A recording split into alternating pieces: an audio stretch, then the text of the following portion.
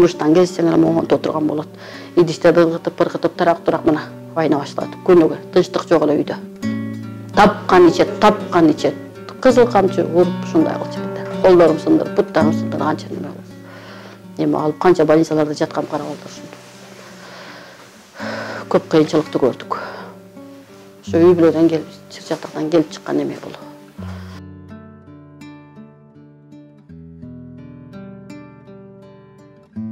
Аябай кыжалат болдум. Балдарым каякта болду экен, бул кайным алып кеткен бойдон же бир сүйлөштүрбөсө, же бир неме кандай акыбалда калды балдарым.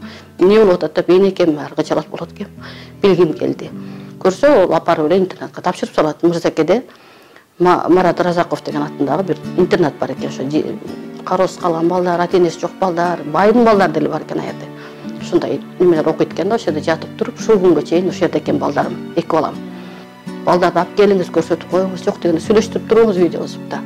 Болбойт, сен менин баламды өлтүрдүң сен. Сен да балаңа зар бол. Мен ошол себептен мен балдарымды көрсөтпөйм, көлөкөсүн да көрсөтпөйм мен сага. Бүйдө отурган аялдардын балдарын жиберип туруп, директордун номерин алдыртып, ошо аркылуу балдарымды таптым да. Тапкан бери 1 жыл болду. 1 жылдын ичинде дагы 1 жол сүйлөштүм, балдар менен сүйлөштүм. Кызым сүйлөшүп турат постоянно сырттагы.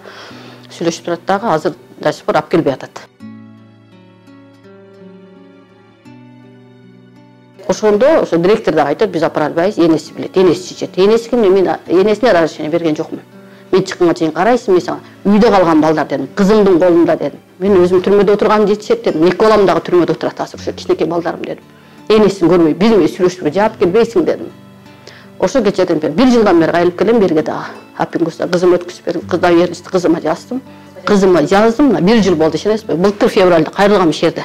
Мына февраль келди, 1 жыл болду. Ответ жок.